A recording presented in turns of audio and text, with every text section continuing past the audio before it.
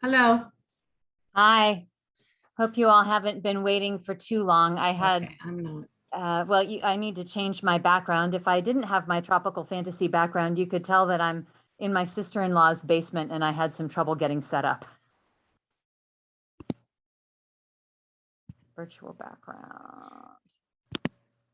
Hey, did you want this to be recorded or Did you guys hear me okay? Just so we know. Yeah, I think we cannot do the recording, but we need to remember to start recording when the meeting actually starts. yeah, I think it's being recorded now. Yeah, because I came on and it asked, it had that little we're recording sign on there. Okay. Permission, just to let people know, whatever that is. Well, that's fine. Yeah, but this is being recorded. I don't know whether we want to. I'm gonna email Jamie the background so she can get it. Hang on. Because I found it in my email finally. I knew it was there somewhere. There we Okay. go. Um, There we go. And I had mine mirrored, so the words were all backwards, which for the gifted and talented school makes me look really stupid.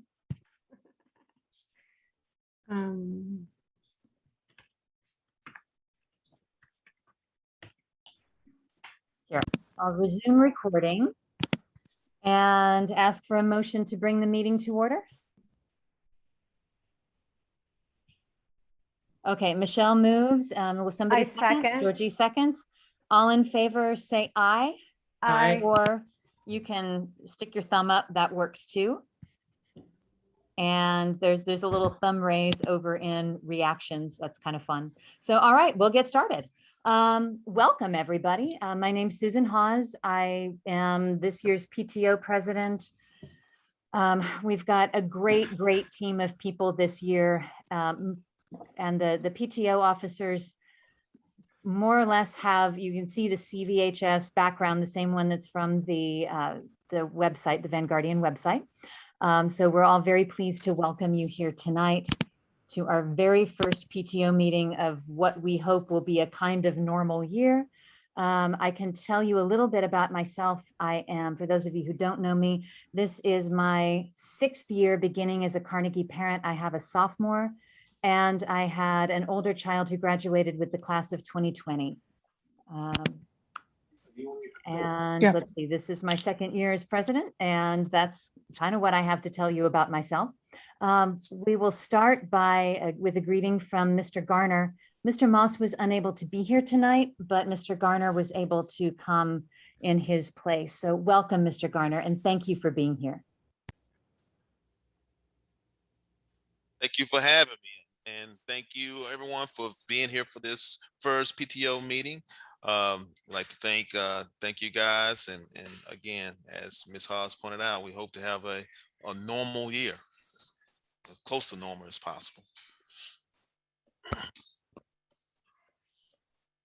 Okay, do you have any news from the school that we need to know about? Well, this is now our fifth week. Next week will be the close of our first cycle. So it's been very active. So hopefully this first cycle grades will come in and our students will be doing great. Upcoming events, I know on the in October, when it comes to testing, we have the SAT and PSAT coming on October the 13th. All our juniors will be taking the PSAT, and our sophomores will be taking the PSAT, and our freshmen will be taking the PSAT 8 and 9. Our seniors will be have the opportunity to take the SAT. There's no need to register for these assessments. All the students are already signed up for it. And that's the next, probably the biggest thing, I think, campus-wide coming down the pike on October the 13th. Okay. Yeah. Okay, thank you very much. I really kind of did my greeting, but I can tell you just a little bit more about what we do here. The purpose of the Carnegie Vanguard High School PTO is to support the school through fundraising and volunteering. So everything that we raise, we try to put back into our school in some way. We work very hard to support the teachers and the students, and we hope that this year we'll be able to do a little more hands-on volunteering than we were able to do last year. And we're here to tell you all about that. So I think with that in mind, I'll ask Mala Gupta, our treasurer, to speak. The very first thing and very important thing that we have to do is tell you about our planned budget for this year and ask you for your vote on it.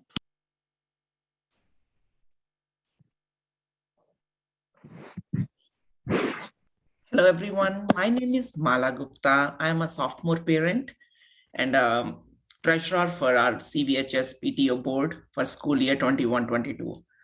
I'm here to present the budget for our new normal year. And this budget is basically the estimated allocation of funds, which PTO collects the whole year by different campaigns, events, and these funds then are used for the support of school, teachers, students. And for example, there's always a drive to help some less fortunate families in the holiday times. Then also there are sponsorships which happen for fish camps for some students who cannot pay. Then there are many things like teacher lunches. Also, there's a baseball field maintenance that happens, and all this PTO helps in some way or the other. And there are, again, many other things which I'm not mentioning, but everything is posted right now in details in a draft budget, which is posted online in our website, vanguardian.com, under About Us. And then there is a tab, Documents and Forms. So if you all can go in there, it's a very detailed budget. And anybody who has more questions about it, please reach out to me at treasurer@cvhspto.org, and I'll be happy to answer any of that. And this budget is basically formed based on last year's expenses. And again, this is a very new blended year.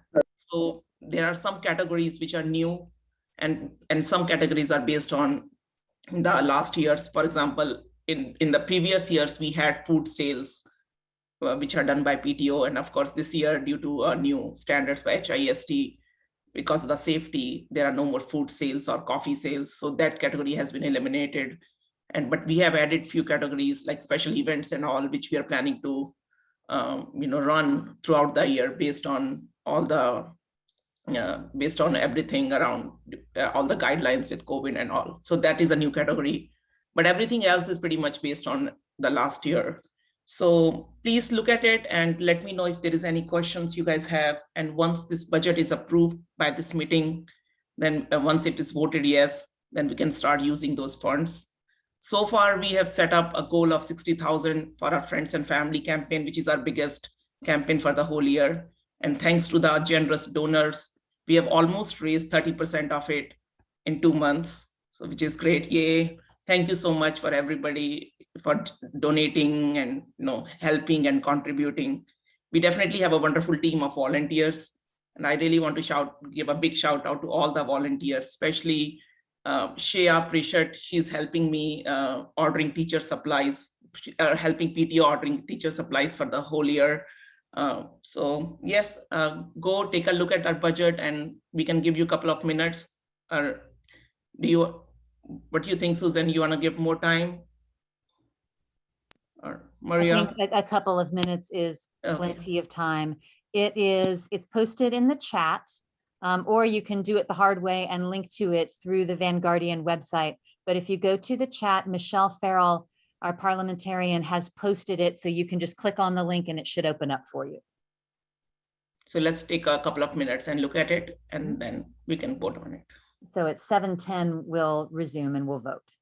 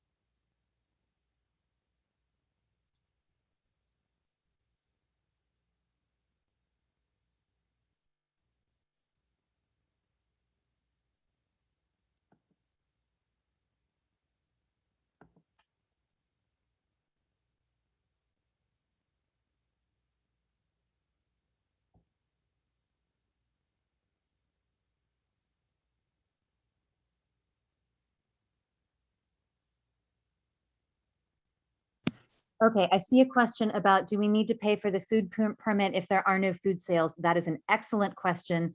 And we did discuss it and came up with the answer yes, for two reasons. First of all, if we don't do it this year, then we have to reapply, like we have to start our application over instead of simply filing for a reapplication when we start food sales again. And the second is that other groups like Senior Sunrise was able to sell donuts and coffee under the PTO's food sale license. So it's not only used for pizza and the things that we're not able to do right now. Ms. Richardson, does that answer your question? Yes, thank you. Okay, good.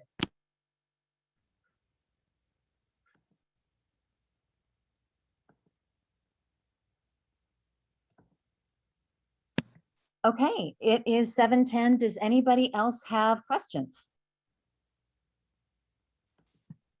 In that case, oh, is fall fundraiser revenue negative? Let's see. Jackie, do you want to answer that question or do you want me to take that? I'm sorry, I missed it. What was the question? Ms. Claridge wants to know, Jennifer Claridge is asking, is fall fundraiser revenue negative? I just want to make sure why it's negative. It's because there is a 5,000 special events in it, basically. That's a category.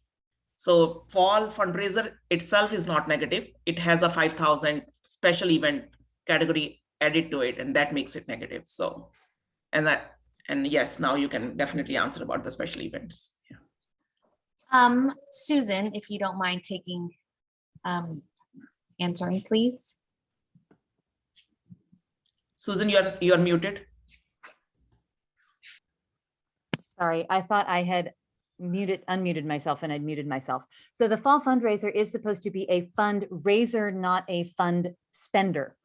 But since we've never had a special events committee and that particular budget category before, there was some expected expenses for the year lumped under fall fundraiser.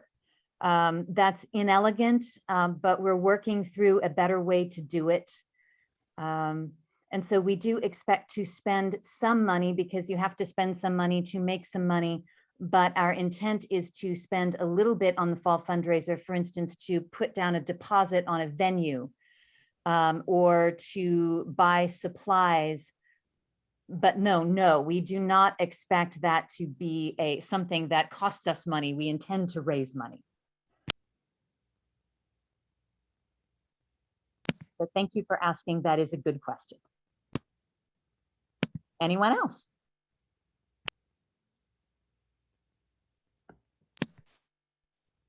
All right. Can I have a motion to approve the budget as posted for the 2021-22 school year? I move to approve the budget. Okay, Georgie moves. Do we have a second? Okay, Ms. Richardson, Alicia seconds. Would you please vote by sticking your thumb up? All in favor, stick your thumb up, personally or We virtually. have a poll, Susan. We have a poll going All on. right, I'm so sorry. Michelle's on top of that and I'm not. So click poll.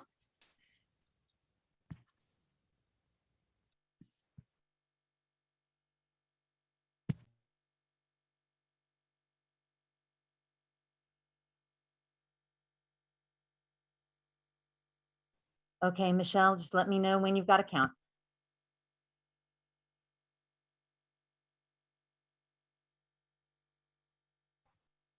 All right, we're at 70% participation. All voted yes. Great. In that case, thank you all. And we will move on to fundraising. So Joya Shukla is our Vice President for fundraising this year. And she will talk with you for just a couple minutes about our plans for the year. Hello, everyone. If y'all don't mind, I'm going to keep my video off because I'm in the field in Louisiana and bandwidth isn't great, but I am able to call in. I wanted to just echo a lot of what Mala has already said, that the Friends and Family fundraiser is our biggest capital allocation event of the year. Again, as Mala mentioned, we're 30% of the way there in the last 2 months. Encourage all of you to continue to not just yourselves, certainly participate at whatever level is comfortable for you, but please also, if you work for a corporation that matches, look into the match program. And sometimes corporations will give dollars just for you volunteering at an event. Sometimes it's a dollar match, but whatever it is, every little bit counts. As was mentioned earlier, some of our more traditional fundraising through pizza sales, etc., is on hold this year. However, I do want to let folks remind most of you that we are planning a 20th anniversary for Carnegie. It's 20 years of the Carnegie program being in place, and actually 10 years at the new location that all of you are enjoying. And so we're looking at dates in March and April for that. It is a very labor intensive event to plan and pull off. So would like to reach out to the Carnegie family. There will be emails and more information going out about, for that fundraiser. But we certainly do want to get past the fall social event and fundraiser before we put a lot of stuff out about the spring one. But would really like to reach out to the Carnegie family. We're looking for event space. So if someone owns a restaurant or knows someone that can donate any kind of event space, donate catering, be willing to underwrite part of the gala. If you have an interest in serving on the gala committee and helping with the planning and delivery of this event, there's tons of opportunities. Again, more to go out about that, but just want to get it on your calendars. We're looking for a Friday or Saturday in March or April, as again, depending on what we find. So I think that's, again, hats off to all those that have already contributed. People, you can contribute your time, your talent, or your treasures. Certainly Georgie is totally on top of those that are willing to volunteer. Your talent and your treasure, sometimes it's your network. If you know someone that can help out or donate in some way, please do reach out, and just thrilled for the engagement so far and look to build on it. Thank you, Joya, and thank you for calling in from the field. I know that you work long hours and we appreciate you being here. Jackie, could you talk for a few minutes about one of our most popular offerings, the school store? Can I mention just real quick about what was just being mentioned about the 20th anniversary? Pinstripes contacted me this week about sponsoring Carnegie, and we haven't had a phone conversation, but I'm kind of glad we haven't yet, because they mentioned giving discounts to students and also event space. So I'm wondering if they would possibly give us free event space for some publicity. And I got lost. There's so many faces, but if anybody wants to email me who's heading that up, I'm happy to get you in contact with the PR person from Pinstripes who wants to sponsor something with Carnegie. Yeah, I would be happy to hear more about it. If you wouldn't mind putting your email in the chat, I'll reach out to you directly. Sure, it's Miss Matsu. I think you're in the field, so yeah. So I'm sure you've emailed me a few times. So yeah, you can email me, and I will put you in contact with Pinstripes, and hopefully we can get them to give us some free space. That'd be great. Great, thank you. That's very generous of them. Okay, Jackie, are you ready? Yes, I'm ready. So I just wanted to introduce myself. My name is Jackie, and I am a parent to Annalise Lopez, who is a freshman this year. And I just wanted to say I'm really excited to be helping the PTO and helping run the swag store this year. I also wanted to let you know that my team and I, we're super excited to be able to offer pickups during lunch every Friday. So if you'd like to go ahead and place orders for tomorrow, if you can do that before 9 a.m. tomorrow, that would be awesome. We can get them filled and we can get them taken care of tomorrow. If not, every Friday, we will continue to offer that. If anything changes, you will notice on the email confirmation if anything has changed, but typically it will say every Friday. I just wanted to let you know if you can please add your student's name to the order form so we know which child it's going to in case they don't pick it up on time and we can get someone else to get it delivered. And I just wanted to let you know that we are working on a quick survey to get out to all the students to see what kind of styles and designs we should order this year. And if you can also keep an eye out, we would love to have your opinion as well, because you guys matter too. And that's it for me. Okay, thank you. And I just put the address, the online address for the school store in the chat. And I think, Michelle, you posted the poll for what kinds of things people would like to see in the store, correct? Is that what that is? Okay, thank you. Also in the chat, is the link to donate to friends and family if you feel so moved to do that right now. You can also do it through the through the PTO's website. Then next up on the agenda, I do believe is, let me see, that is Maria Calzada, who has set up this whole event tonight because she is our communications chair, and that includes Zoom. Don't put this on me, Susan. But it's going well, Maria. So if it doesn't go well, then you put it on me, right?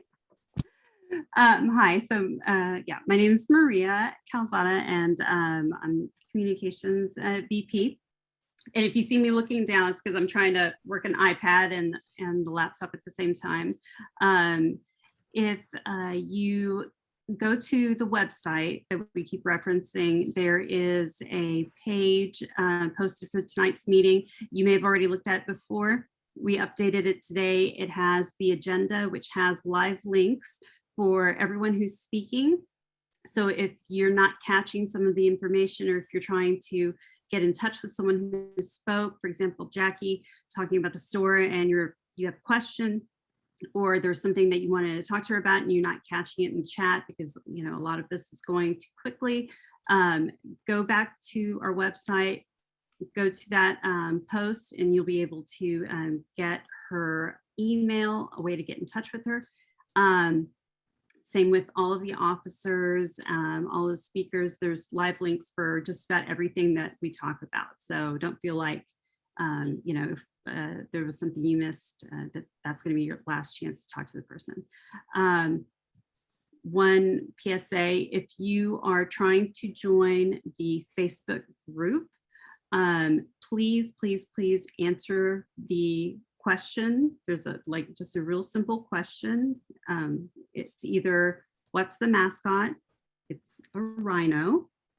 And the other question, I believe, is what is your relationship to the school? So if you're trying to join because you are a parent or a guardian or a grandparent, please let us know why you want to, troll about our school. And then the last thing is that you'll agree to our rules, which are pretty standard rules. We don't have anything weird, but if you don't answer those questions, then those of us that monitor and administer have to sit and get notifications and then go back and look and then sit and wonder whether or not we're being mean to a parent. So please just do that. Wanted to ask Mary to say a quick word. She has been kind enough to volunteer to be the webmaster, and so she's helping me a bunch this year, which has been great. Mary, are you here? There's a lot of squares tonight. Yeah, Mary, I'm here. There you are. Okay, Mary. Hey, good evening, everybody. I am Mary Matthias, a freshman parent, and also, very new to Carnegie. And I'm very, very honored to serve you all as your IT help desk, as well as webmaster for only the PTO website, not the TH Rogers website, only the PTO website, which is vanguardian.org. and also helping with any PTO email communication. And parents, teachers, if you have any feedback, suggestions, updates, or any problem to be fixed, you can always reach out to me at webmaster@cvhs Pto.org. I mean, in the coming days, we will continue to improve the website as and when we receive feedback from anybody, we will continue to improve the site and get it more organized. Thank you. Back to you, Maria. Thank you. And we're looking for a co-chair for Communications Committee. If you work, especially, this is a great committee to join because you can, I can attest you can do this whenever you're not physically at the school. You can do it at night, weekends, you know, in between when you're supposed to be working. So we need help doing the newsletter. So right now we're putting out a newsletter every other week. And so if somebody or somebody's wants to help with that, please reach out. And I think we may have skipped over one person. Is Danielle here? Yay, okay. So Danielle is our HISD liaison, and I think she's going to give us a quick report on HISD. Thank you for remembering. You're absolutely right. I did. Please take it away, Danielle. Oh, thank you. I'm Danielle Batchelor, and I have a freshman boy. He goes by Colson, but James is his first name. And we're just so excited to be part of this Cvhs group. So thank you for welcoming us. And I am going to sort of go back and forth and watch the meetings, listen to the meetings, keep in touch with what HISD is doing at the board level and sort of the district level, and report that back as it relates to our school. And so the sort of takeaways that I have from the last couple of meetings, and these are really long meetings, so definitely give me feedback if you feel like you want different stuff covered, or if there's questions that you have, you feel free to email me, because I tried to distill it to like 5 bullets or something. But the new superintendent, Millard House II, will be on our campus on Monday. He's doing one of his town hall listen and learn events, and I think he's only going to maybe 7 or so HISD high schools. So it seems like I think it's an honor for our new superintendent to be in our midst. And if you want to attend, you can check out, there's information, I think, on the PTO website and also on the HISD website, and it's social distancing and mask required kind of thing.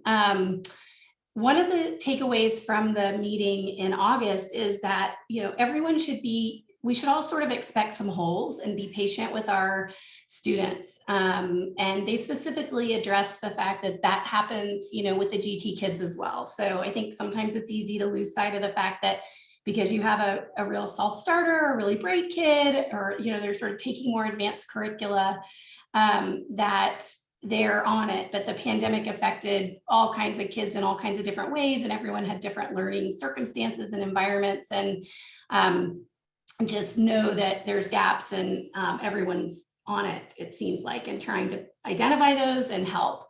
And that sort of connects to the next point, which is that the new superintendent and the district as a whole seem to be really focused on the social emotional aspects of our children's experiences in the HISD system, and have added supports in that area. So at Carnegie, we have now an SEL counselor and 504 coordinator, Miss Kyla, Griffin, and then a wraparound specialist, Miss Carla Sanchez. And they have joined Mr. Frau and Ms. Chapman, who are already working with the students. And I think the idea here is, please do not suffer in silence. Don't let your child suffer in silence. If you can help it, they're there, they're already helping, and their door is open. Let's see, there's funds, federal funds that have been allocated to address the learning gaps and things associated with the pandemic. And that is helping to fund the virtual academy and other programs. And at our board meeting, Principal Moss said that he was still sort of getting his head around exactly what, you know, was coming for for Carnegie specifically, but all schools, it seems, will have some allocation of those funds. And the district is working really hard to identify, especially at this junior and senior level, to try to keep kids graduating and not have, too many people fall out from graduating when they should. And they said to note that the testing that was done, many of you know this, but the testing that was done last year was in person only, and there was no penalty to opt out. So please don't look at anything that you might see on the HISD website or in slides about learning gaps and performance and things like that, and feel that it's generalizable or that it can be compared to any other year. It's sort of its own unique beast. And I think the last thing that was of note that definitely affects our community is that the district seems to be really focused on working to connect the teacher professional development opportunities more directly to the needs of the students and the outcomes that we all want to see. I think traditionally, and HISD isn't an exception, I don't think, but there's been maybe somewhat of a disconnect where even just the timing of things can dictate what conference a group goes to or something. And it may or may not connect with what a teacher really wants to be doing in their professional development or needs to be doing. So that was brief, and I'll put my email address in the chat, and I'm happy to try to answer a question or find an answer if I don't know the answer.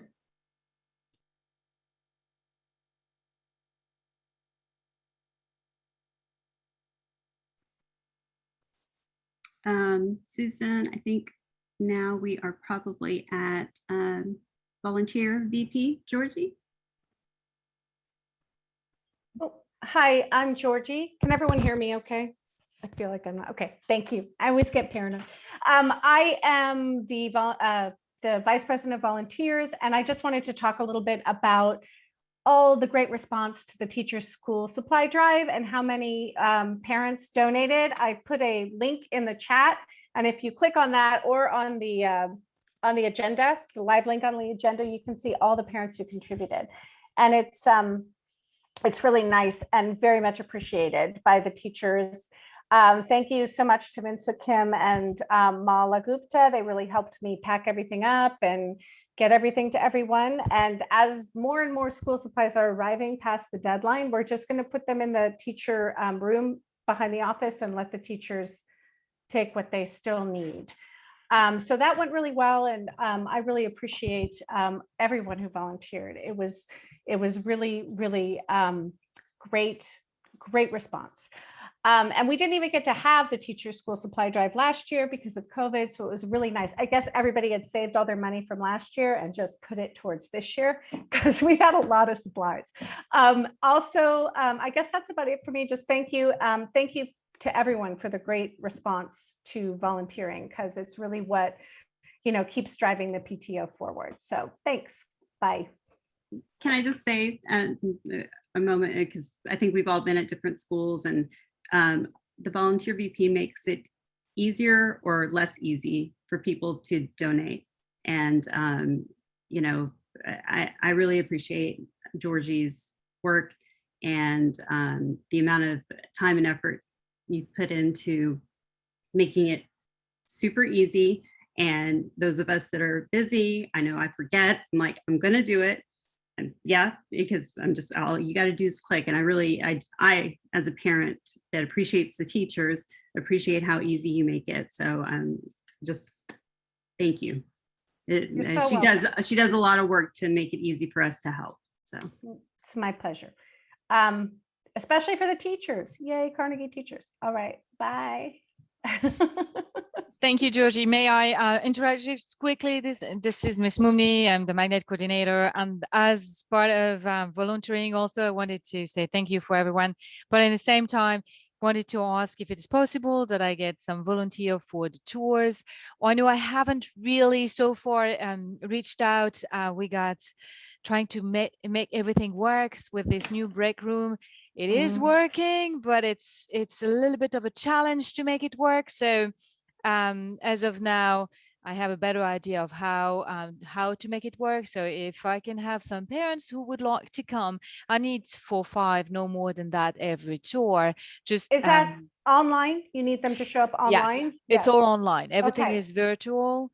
And Okay. yes, and it's and I'll have to explain how to make all those break room works.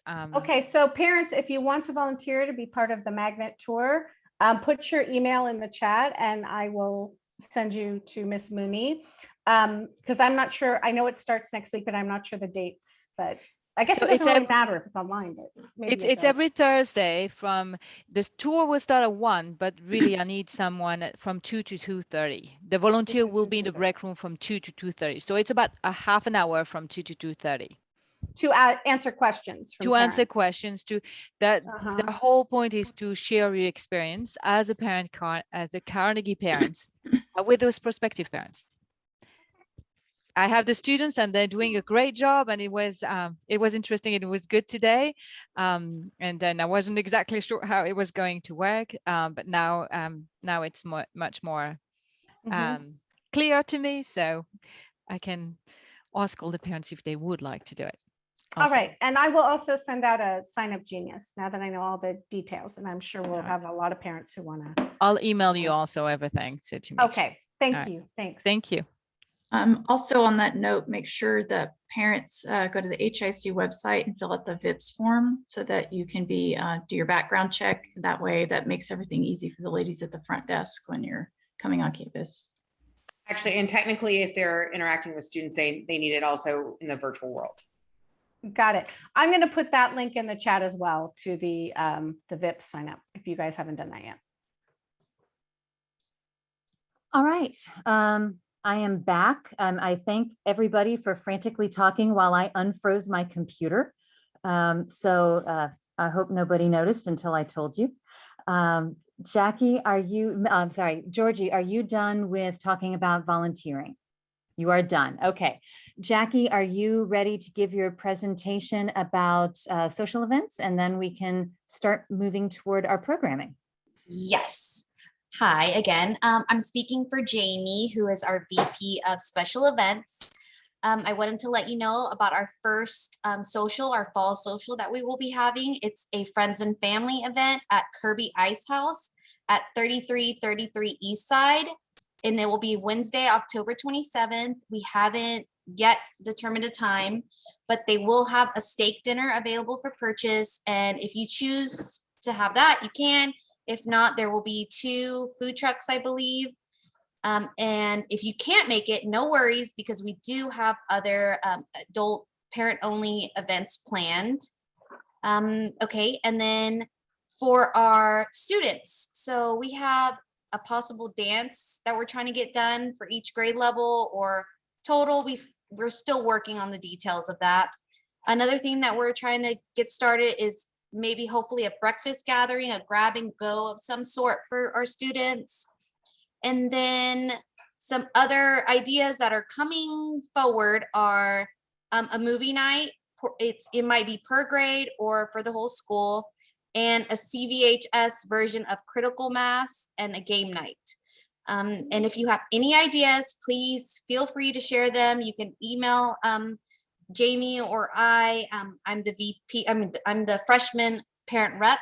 So I would love to have you on my committee if you would like to, if you have ideas and energy and you want to get some stuff going, I'd love to have you. Oh, and I'd like to introduce our other parent reps. Our sophomore parent rep is Aparna.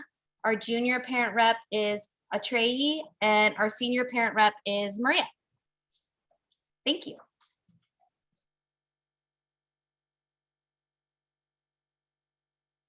Okay, thank you very much. We're trying to get back to normal for the kids and to help build some community for the parents to get to know one another, since we live all over the city. Aparna Jotwani, our secretary, was not able to be here tonight, so she asked me to talk about our next meeting. We generally meet on the third Thursday of every month. Sometimes that varies a little bit, like today is the fourth Thursday of the month. And let's see, our next, we don't know, we're still playing it by ear whether any given meeting will be online or in person. We are going to work hard at hybridizing our meetings so that because we know that this online format is very convenient for a lot of people. And maybe it's difficult to get into the city center for an evening meeting, but that information will be posted on the PTO calendar at vanguardian.org, and Ms. Matsu also posts PTO information on the school calendar at Cvhs. Let's see, so I'm stumbling just a little bit, forgive me. And yeah, Michelle's got the link in the chat for you to subscribe to the PTO calendar. I want to reiterate something that Danielle brought up, that our new superintendent is hosting a listen and learn at Carnegie that is going to be this coming Monday night, and it's in person. And I'm looking for the time. The time is 5:30 to 6:30. So please come. At this point in time, we don't have a list of particular questions about Carnegie or concerns that Carnegie has. I think we're being asked to come as individual parents to talk about our experiences in the district, and that's how we're going to treat that event.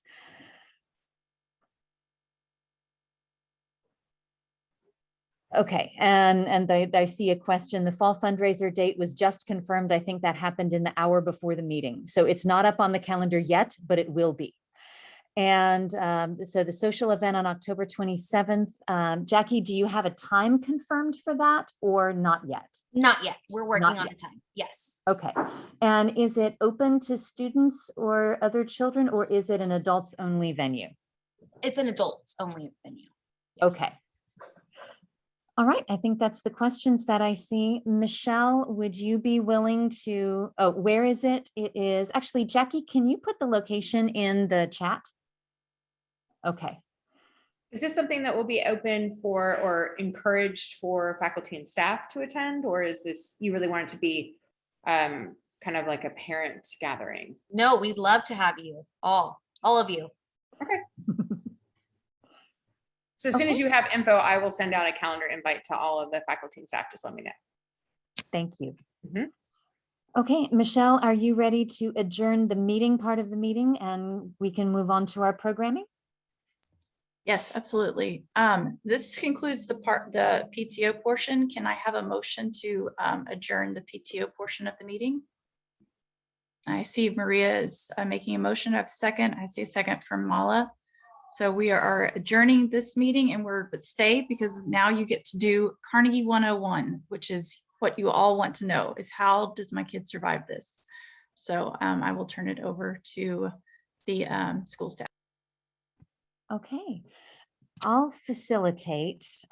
Here we have Mr. Garner, should he choose to chime in. We have Ms. Matsu, who is our Dean of Instruction, Ms. Moumni, who is our magnet coordinator, and she is also teaching, I think, a section of advanced French this year. We have Ms. Brode from math. We have, and I know I talked with every one of you. I do poorly without lists. Mr. Arredondo was unable to attend at the last minute, as was Ms. Schmidt. So you'll see their names, but they weren't able to be here. And Ms. Haney is here, and Ms. Josephine Lee is here. So if I missed anybody, my apologies, because I'm trying to look at the people and not the paper. And I think the first question that we have is something along the lines of, there's only 2 other people here from our middle school. How does my student get to know other people? Oh, Ms. Schultz, the librarian, is here. Hello, thank you. And as is Miss Kara Nguyen, who's our new nurse, is here as well. Yes, thank you. Would you like to introduce yourself? Sure. Hi, everyone. My name is Kara Nguyen, and like Ms. Matsu said, I'm the new school nurse. I started last week. welcome to Carnegie.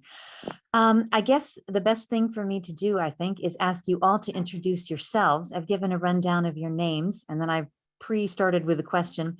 And if you, parents, if you have questions, can you put those questions in the chat, please?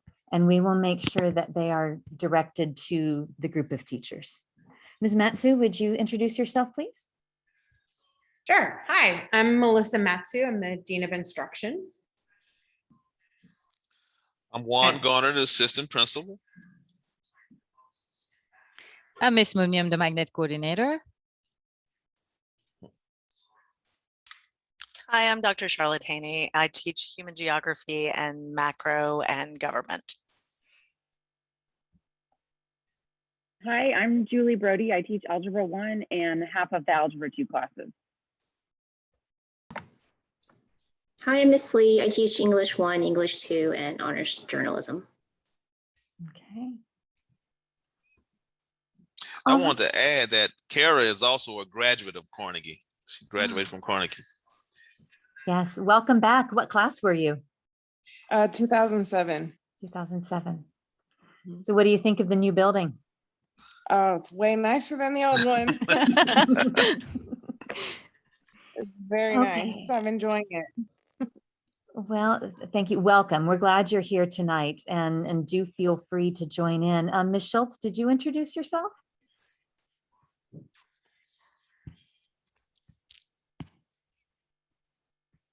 Okay, I see Ms. Schultz is muted, but Ms. Schultz is our librarian, and she is also, she's this year's PTO faculty rep. And I think she teaches, you teach journalism also, right? Or broadcast journalism? Yes, I teach the yearbook class and broadcast journalism, so. Okay. All right, welcome and thank you.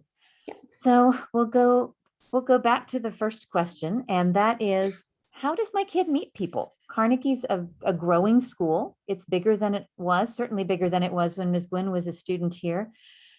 And we pull from all over the city. So how do kids get to know other kids? So since I'm muted, I'm gonna just start and then please chime in to my answers. First, well, the camp, the freshman camp was the first thing that we do in order for them to know each other. If they didn't have the chance to go to the fish camp, then we also had multiple fair, like the club fair. And through the club fair, this is what connects their interest, and at the same time help them to know different students at different grade. So that's one. So the first step they need to do is to connect and try to get into clubs. We don't force them for sure, but we really push them to do that, because it is also a good way to know other people and to connect through something that they interest them, that they have in common. So that's one way. The other ways, and this is more through the classes and through the project, is that the school, it's the way we teach, the way we try to push also students to be more to work into project, to group in group, and working in groups also is a way for them to make connections and to work with a person. So that's one way. Mr. Garner, go ahead. Yeah, I think another I guess the mindset is recognize that you're not alone there. I mean, we have kids from all over, and you may think you're the only kid that's somewhat by themselves, but kids come from all over the city, and they're in a similar boat. And recognizing that, I think, is the first step.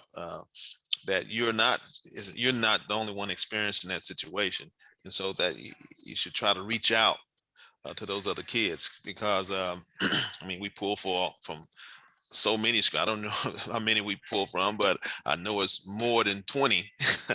And so I think that recognizing that is a good step forward too. I'm going to add also that there is a new club initiative from the students to help students to connect also. It's called Pen Pal. And so if you know that your child has cannot or has more difficulty to connect with the others, maybe this is a club they can go through and they can try, because they will be connected with another students from Carnegie via pen pal, via something that they are more familiar with, technology and texting and so on, and but also it will help them to see what type of interest they have, again, in common, without this first like apprehension of social, that they don't know them. This way it's much easier for them to actually talk, because they're not in front of the person, it's in front of the computer. But this is the first step, and then after that, then they can meet the person. So there are different clubs that helps with that, and our students are usually pretty inviting and inclusive and ready to help. So a lot of it has to feel like the students needs to feel that he's safe to start the communication, and maybe the pen pal is a way for them to start if they feel they don't have this first easiness to communicate first. Who is sponsoring the Pen Pal Club? How would a student find that? So I'll mention the clubs. I've really pushed our teachers, our sponsors, to update the club information that's on the website. And we are very up to date now. Every club that is on the website. So if you go to the website, there is actually a tab that just says clubs. And on there is a link to the Padlet where the students can post information about upcoming club meetings, locations, and other information like emails. And then there is a long list of currently sponsored clubs, and that has an email address and a specific time, date, and location for meetings. And so they can either reach out to the sponsor, reach out to the email, or just show up for one of the meetings. And I did see a question about boys soccer club in the chat. It is really tough to get a sponsor for a club that is going to meet after school regularly, because we do require that the sponsor be there. And it is something that the boys have been actively trying. The girls have gotten Mr. Arredondo, and he's there all the time after school, but it's a huge time commitment. I don't know that I have a great answer for how we get boys soccer to get a sponsor right now. We need a fan parents who will be a soccer fan who would. No, it has to be a Carnegie faculty or staff. Okay, sorry.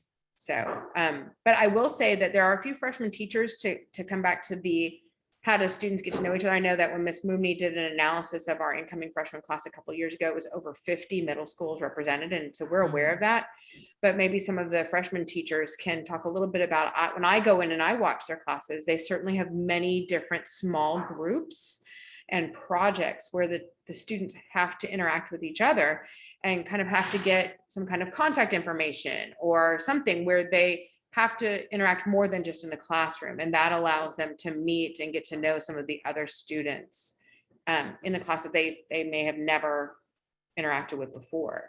And I see these groupings happening all over the different classes.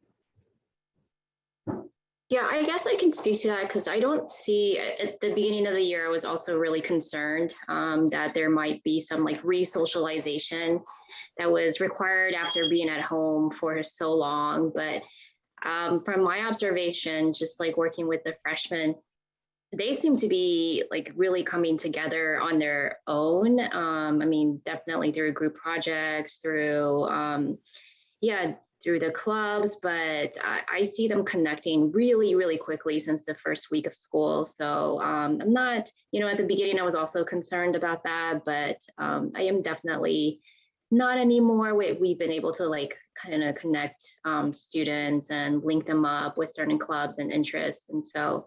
And they've been getting to know each other. And I think, Carnegie is like this huge community. So, sometimes the seniors will come in and talk to the freshmen. And so yeah, I don't see that as much of a concern anymore. Thank you. I see a couple questions in the chat. And one is, does every new club have to have a faculty sponsor? Okay, and Ms. Matsu is nodding yes. Yes, sorry, I'm muting myself, but there's a lot of noise here. Yes, they must have a faculty or staff member. We do have staff members. For example, Ms. Sanchez, our new wraparound specialist, is doing the creative writing club. She has a real passion for creative writing. Mr. Garner, our assistant principal, is the student council club sponsor. So definitely it could be a staff member as well. It could be a clerk. It could be, the police officer. It could be anybody on campus, but it has to be a full-time HISD employee. And I see in the chat also that there's a question about COVID, and I know that that's a great concern.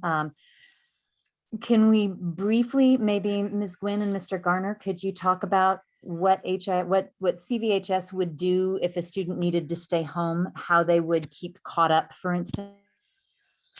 Yes, so if a kid is, and really Ms. Matsu is our specialist on the HISD's TOL, the online service that HISD has put in place, but she would tell you that that's mainly for attendance. So if student has symptoms or a positive test, that student will have to sit out for 10 days. And they need to enroll in the TOL.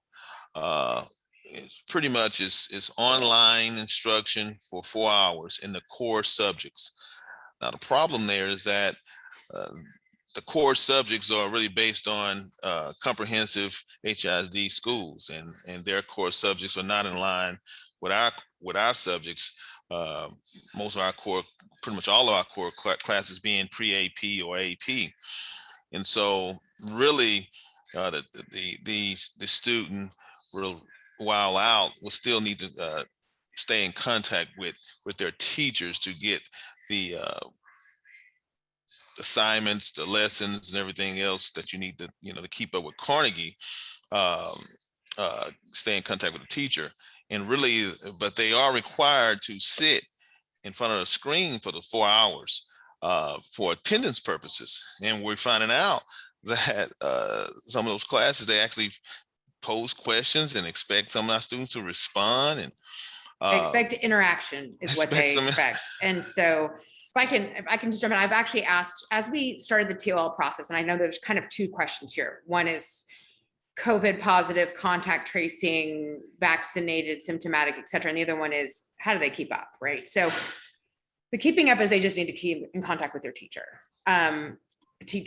And it is truly a compliance for, oh, sorry, my smoke detector is going off. It is truly compliance for attendance purposes, and it just gives them attendance. I have to say, for Carnegie, the TOL is really almost a negative for the student, because they're forced to sit and interact like this for 4 hours a day. And for example, if a senior has AP environmental or AP biology, there is no AP biology. So I just have to stick them in regular biology or environmental science or something. And I'm required to stick them in a science. So it is compliance purposes. It'll just give them an excused absence if they don't attend that. So really they need to keep up with their teachers. If a student, and so some of the questions are, if a student is vaccinated and comes in contact with or has some kind of, what we call it, close contact, which is 15 minutes within 6 feet within a 24-hour period. If they are vaccinated and asymptomatic, and Nurse Nguyen, correct me if I'm wrong, but I've spent some time reading the HIC stuff, they do not have to stay home. They're not required. If they are unvaccinated and are awaiting test results, have come into close contact, or then that's a different story if they are unvaccinated. But if they are vaccinated now, if anybody has any symptoms, please stay home. Please stay home. No matter vaccinated or unvaccinated, we know that you can get COVID vaccinated But if you are vaccinated and asymptomatic, you do not have to stay home. If you're unvaccinated, then that's where Nurse Nguyen will come in and talk a little bit about the deadlines. Sorry, my ADT alarm system is crazy. Do you need to go, Miss Matsu? No, our battery needs to get replaced in the ADT, and they're coming next Thursday. Because we know you're dedicated. No, it's fine. I have a husband who's just running back and forth. So Nurse Nguyen, do you want to talk a little bit about what happens if they are unvaccinated and come into contact, or a little bit about the contact tracing? I know you and Mr. Garner spoke a little bit about that today. Sure. So what I've learned I do want to say the HISD policy on contact tracing, on it being vaccinated versus unvaccinated, is on the Carnegie website. If you click on the faculty and staff and go under my name, Nguyen, I uploaded that policy so you could read it.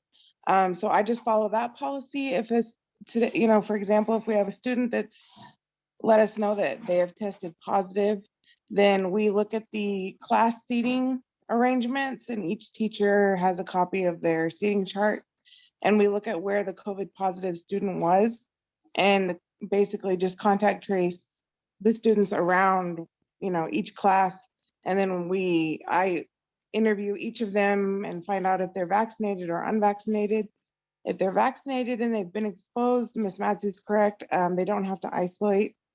If they're unvaccinated, then they are, based on HISD policy, required to quarantine for 10 days.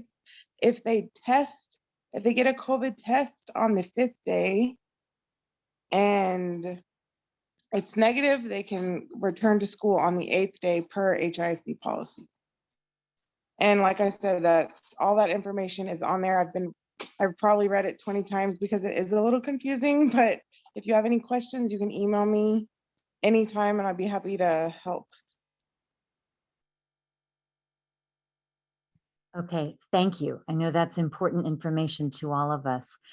And I do think that actually leads us back, because we talked about a student really just needs to keep up, log into the online class, know that it's not going to be on Carnegie's level, and work to keep up. So what does Carnegie's workload actually look like? How much homework do kids have? How much time should parents expect them to be working at home?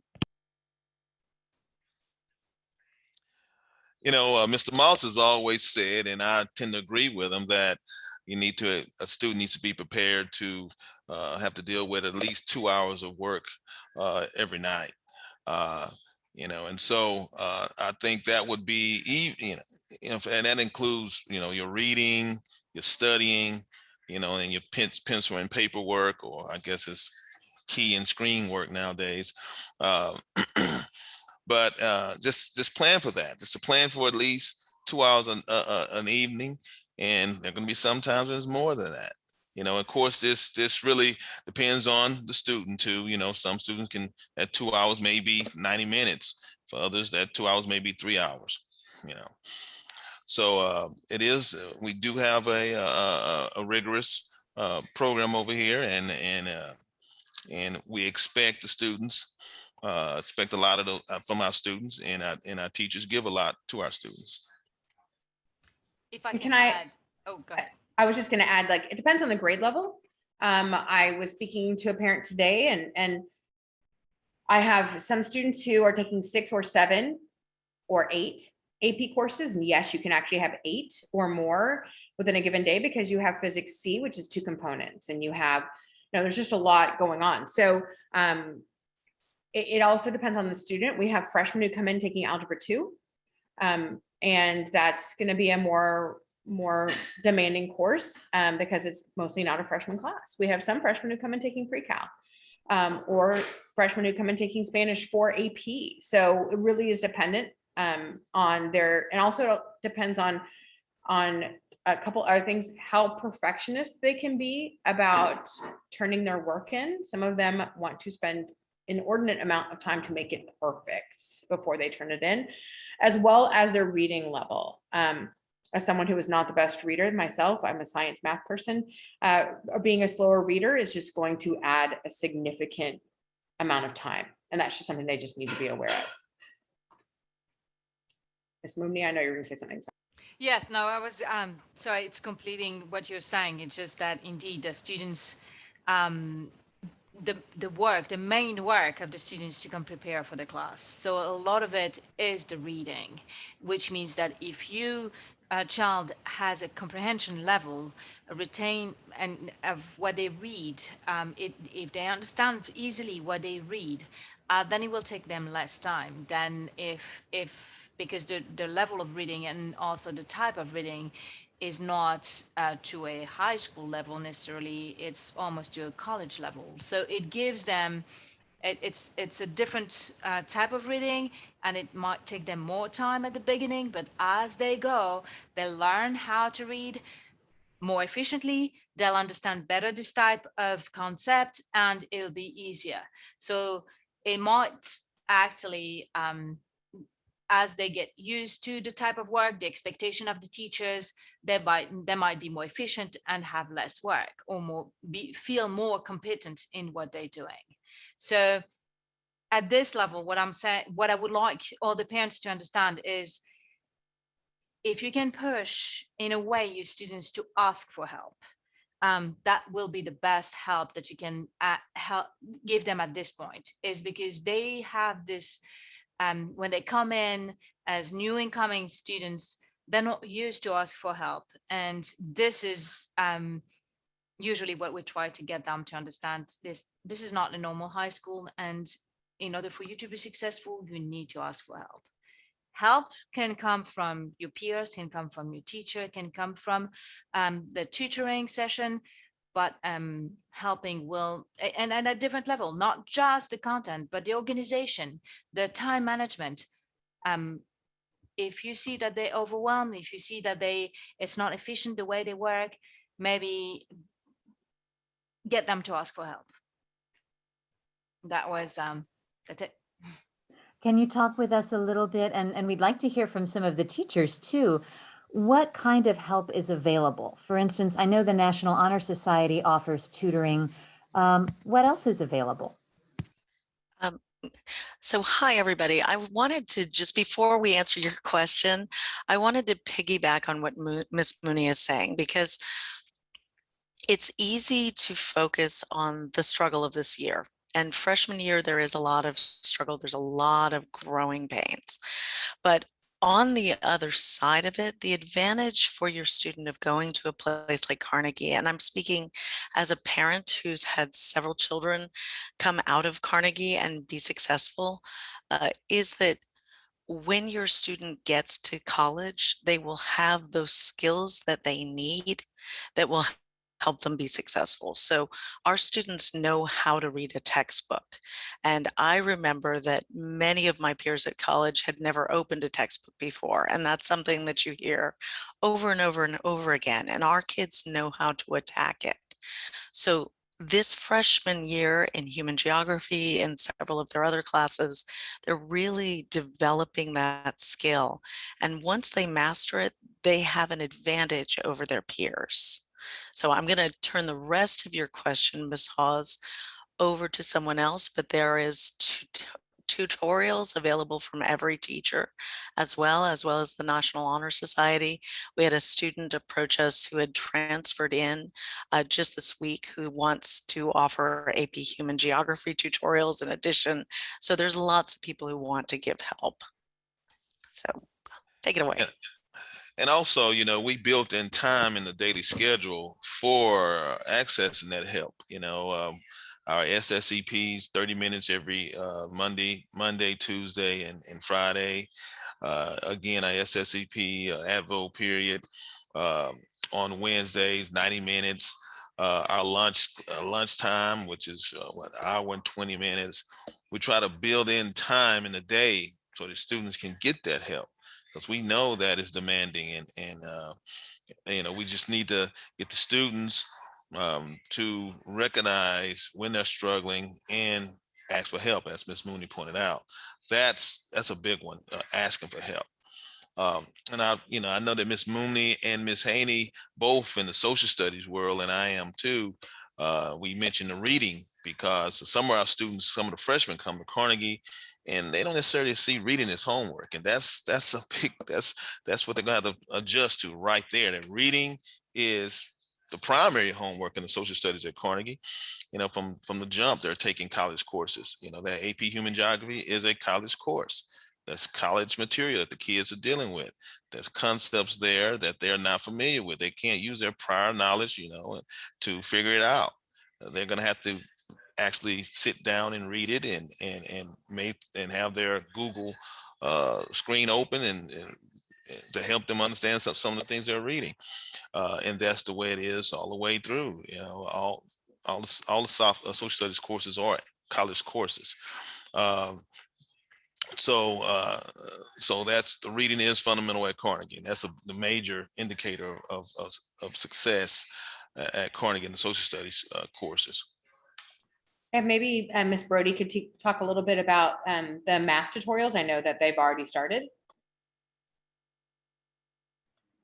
So each individual teacher is available during lunchtime for just, you know, if you need to pop in and say, I need help on this homework question, or can we go over an old quiz question or test question or something like that. But there's also weekly group tutoring. It actually happens in my room on Wednesdays. I've heard so many kids come out of it and just be like, wow, that was really helpful. It's upperclassmen who've taken these classes before. They know the tricks, they know the tips, they know what's going to be on the test. And it's just really beneficial for students to make that choice to come in during lunch and get some extra help. We have been advertising it quite a lot in between, and it's every day on the TV monitors. It's in the hallways for them to feel like this is normal. This is not because you don't understand. It is because you want to understand more. You want to understand better. So we really try to get this stigma of asking for help out, and then that it is not an option when you get in Carnegie. And when I recruit, I'm making sure for them to understand this when they come to Carnegie. So I really want the parents to understand and then push the students to feel like asking for help is a way to be successful. So yes, they're gonna have a lot of homework. That was your question. Yes, originally, and a lot of the nuances that come with that. I think that brings us around to really one of the important underlying questions. Kids come to Carnegie because they want to learn, but a lot of them are used to school being easy, and it's easy to get discouraged for some kids and feel like maybe this was a bad choice, maybe they're not up to it. How can parents help them work through that?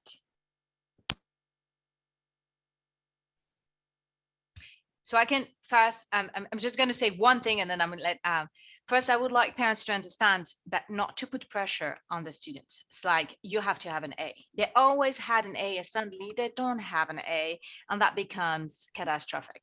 Please don't do that, because that's how you actually increase the anxiety in your child and the sense of failure. So instead, decrease the importance of the grade at the moment and try to see, okay, let's see what was wrong. Why is it that you didn't do well? And let's see, because that's how you learn, by making mistake. And so make the mistake so you can learn. And then from there on, you're not going to make that mistake anymore. So show them how to be actually efficient in learning, from their mistake, and help them to and to find help if you cannot give them help through the different peers, but decrease that sense of failure and then change it and move it as you learn from your mistake. So see what you can do from there on. So positive it in a way. Yeah, there has, for any growth, there has to be some level of tension, stress, intellectual stress. And so if it's easy, you're not learning, you're not going to learn much from it.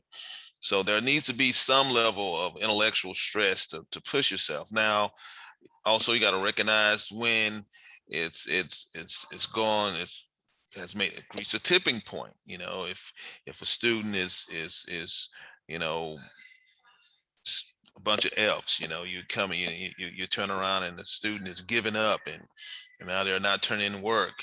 And I am the person that deals with students who eventually get exited from Carnegie. It's better to leave than to get exited, to save your GPA. At a certain point, you may recognize that. You don't want to wait until the whole year, because the student's magnet transfer is good for the whole year. You don't want to wait all the way to the end of the year.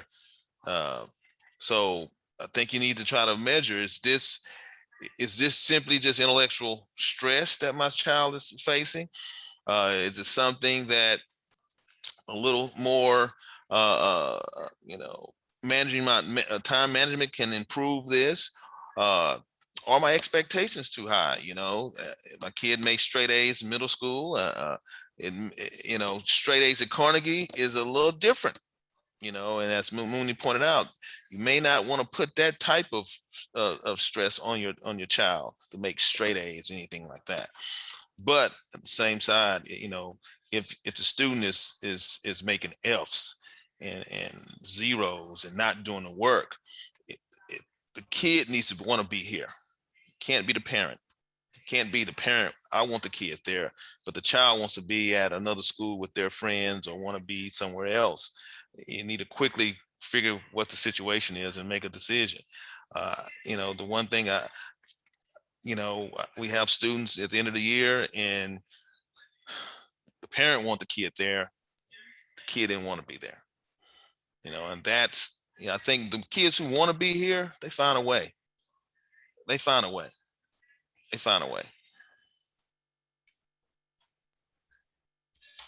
Hi, go ahead. I don't want to, I have to put my son to bed as well. Miss Lee had to leave. But this is something that is really important to me. And I think that all the freshman teachers really care about helping your children through this transition. And Mr. Garner makes some excellent points, and he's really saying something very important. So you need to figure out if your kid wants to be here. But the other thing that I see a lot with the students is it's almost an identity crisis for them, for many of our students. For the ones who do want to be here, it can be an identity crisis. And what I mean by that is that when they're in elementary school or when they're in middle school, they are the smartest kids in the room or one of the smartest kids in the room. And they may have never really had to work before. And so for many of them, even admitting that they have to study, they're like, I don't have to study. Smart people don't study, right? I never had to study before. And so they really have to change that mindset and realize that, yes, smart people study, smart people work hard, right? And so, so that can be just kind of a mind-blowing experience for your 14 or 15-year-old.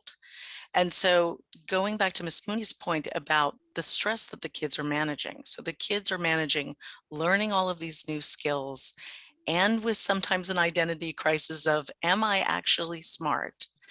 And so what can you as a parent do to help them? So these are my suggestions. Ms. Matsu sends out a wonderful 9th grade email every Friday. A lot of times your student is very smart, but your 15-year-old, 14-year-old, 13-year-old isn't organized. So they need to have you help them get organized. And it's two things. It's planning the due date, right? So looking at the due dates, but also planning when are they going to do the work, right? So helping them get organized, and then use grade speed, but use it mindfully. So I would urge you, we don't give busy Power School. work. Power School, sorry. Yeah, just so Power they School. don't. Thank you. But we don't give busy work here at Carnegie. When we give work, we know your kids have plenty of work. We're giving them practice so that they can develop the skills that they need. Like they have to do a lot of flashcards for me. That's because they've got to read, to learn those words. I'm not giving that because I think they need more to do. They're doing it because they need to. And what I see every year is that work, they do better on the assessments. They do better on everything else. So please look at PowerSchool, but dig into it. And look instead of at the final grade, right? What average they have right now, look instead, do they have zeros? Do they have missing assignments? Right? So make sure your kid isn't missing any assignments. Make sure they're taking advantage of retakes and make sure they're taking advantage of corrections, because we give lots of opportunities for kids to relearn and to master the material. And that's how the ones who end up being successful are successful. All of them are learning skills. None of them start out good at this. This is a hard thing for them to learn. So if you can support them in doing the small stuff, what you're going to see is the trajectory gets better. So dig into the assignments and then watch that trajectory. And if it's going up, then you can see my kid is getting better. They're learning how to be a good student. And if it's not getting better, then you might need to consider having that conversation of, is this where you want to be? Are you invested in doing the work? Okay, so that's all I had to say. Dr. Haney, thank you very much. And we know you've had students come through Carnegie as well before you were a teacher here. So you were a Carnegie parent and then you returned as a teacher, correct? Okay. So yes, and I have one more on the way. And one more thing before I go, but I just, this morning, Miss Gupta came to my door with a bag that I could barely even carry into my room. So we are so grateful to have the PTO support. You guys are amazing. And y'all and your wonderful children are what make this place such a special place to work at. So thank you all. thank you. And I have thank to you take off for as being here well. tonight. Yeah, I so appreciate the teachers being here. I've got to go as well. But I just wanted to say, we give them a planner. They should use their planner. And one of the techniques would be if a parent could check up on that planner and take a look at it with the student each night and help them plan for the next day, the week, the month ahead. But if they don't open the planner, if they write it in class, but they never open it again, it's not very useful. If they don't write it in at all, it's not very useful. So there needs to be that home component as well as the teachers asking them to write things down in class. And someone else asked about lunch. And I think it's important to realize that they do need to be studying at lunch. They do need to take advantage of tutorials and other things that are happening in club meetings, but also, our students bus in from all over the place. And it's really important to have some of that social time to get to know other kids and know that it's okay that they're just hanging out for a while. During lunch, our lunch is 70 minutes. I did post the bell schedule. It's under About Us on our website. But definitely we want them to have a balance and to do some fun stuff and get up and move around and be outside for a while without their mask on, running around the field, that kind of thing.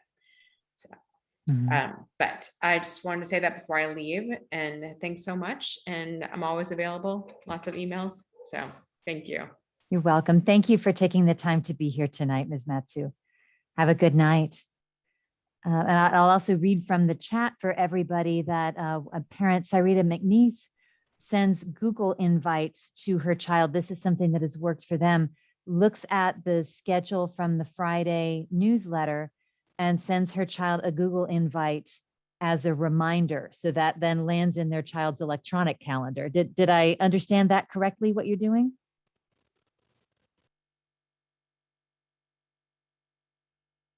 She said yes. I just want to add one little thing also that could be helpful.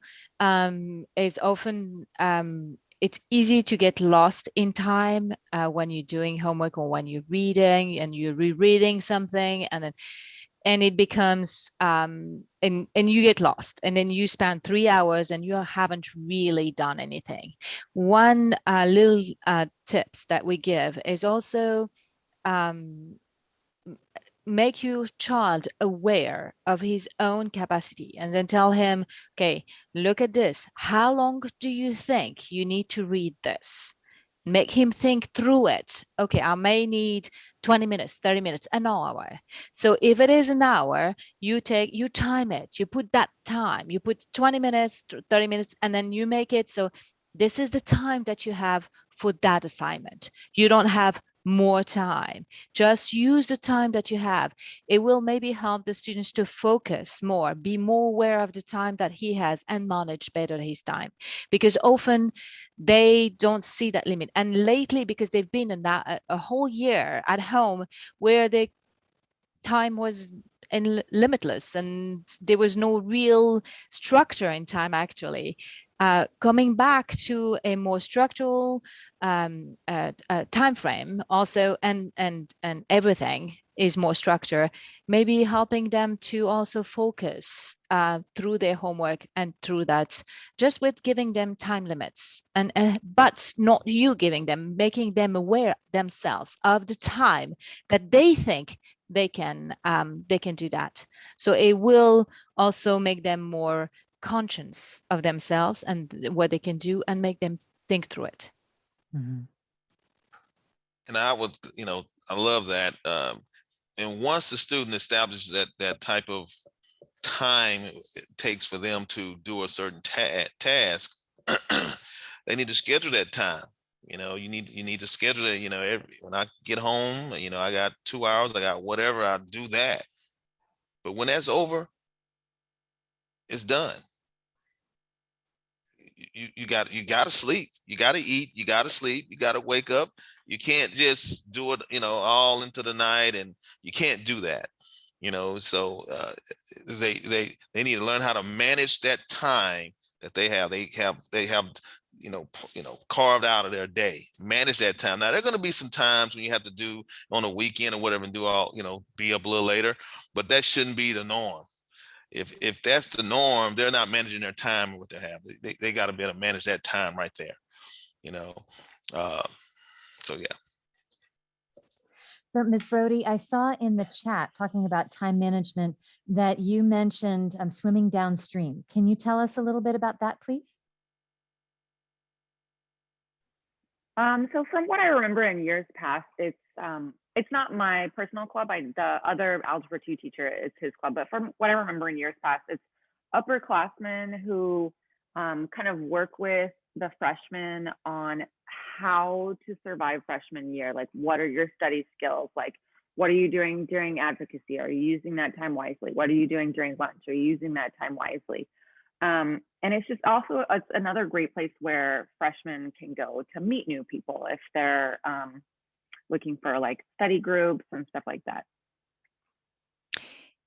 Yes, totally. And that was created by one of our students who was amazing with her time. That was even too scary with her. But I just want to add one thing. This is actually experienced that in the classroom, is that sometimes I see students coming and being so tired they sleep in school. So if that happens, that means that the child is not having enough sleep, and maybe we need to look at what is going on.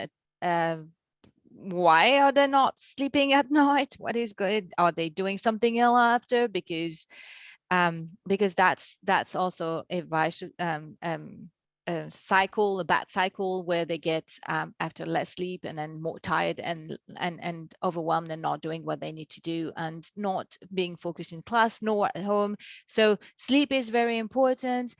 And when your child is actually sleeping in class, then this is a red flag. And maybe, or when you see your child is too tired, then there is also a red flag that they can't work all night, or they can't play all night, or they can't because they didn't have time to play because they were doing their homework or something like that. Just they need to understand that there is a time to play, and there's a time to sleep, and there's a time for different things. And sleeping is not the time to play.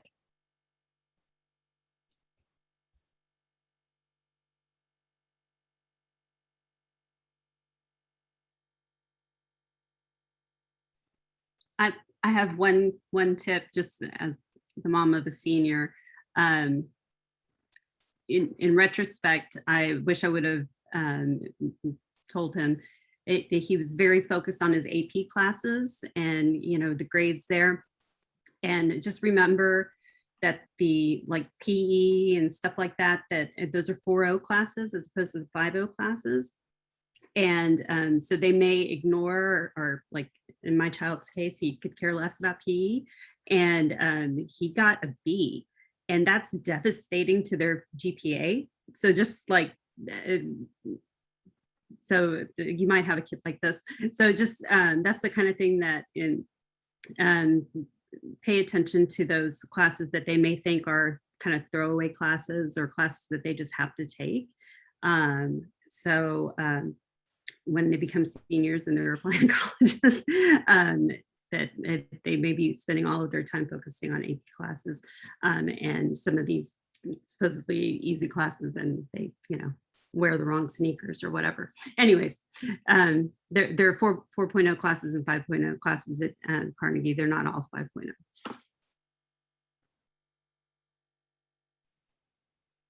Thank you for pointing that out. And I think later in the year, last year, Ms. Matsu led a meeting where she talked about the ins and outs of AP classes, because even though some of us who, especially if you went to high school in the United States, you took AP classes, but it's changed and we don't always know exactly what's going on. So we'll probably address that at a later meeting. Parents, do you have any questions that have not been addressed? The chat has been unusually quiet.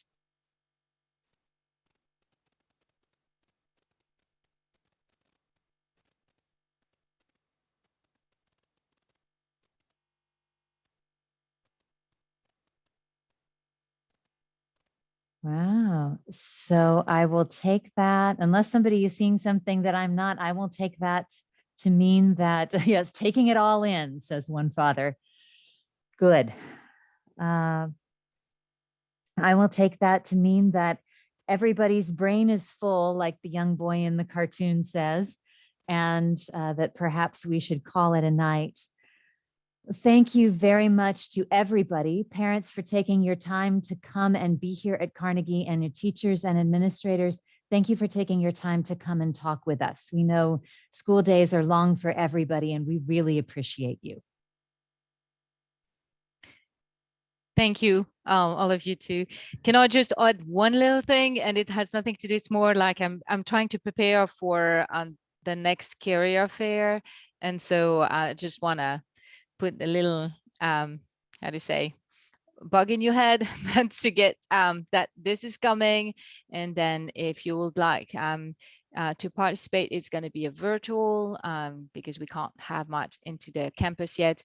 But I'm going to try to launch this again. And because it seems that it had worked well last year, the previous year when we could do it. So keep in mind, it's coming. When will that be, Ms. Moumni? So that's what we're looking at, seeing if we're going to be able to do it this semester. That will be, if it is, towards December. So that gives enough time to everyone to get, for me to settle everything. And then, between the applications, between the teaching this year, it's a little bit challenging, but so that's why I want to do it more towards December. And also that's the time where the students will not have the test, because the tests are in January. So that gives you time here what it's going to be something we can do. And if we don't do it in December, then at this point, that will be in the second semester. But I'm going to try to do it this year. Okay, great. Do please let us, especially let Georgie Silverman know what you need, and she can reach out to people who've said they want to volunteer. Mm-hmm. And we're all happy to help with that. All right. So sure. Well, in that case, we will see everybody on October 21st. That's the night of the next PTO meeting. Thank you all for being here, and good night.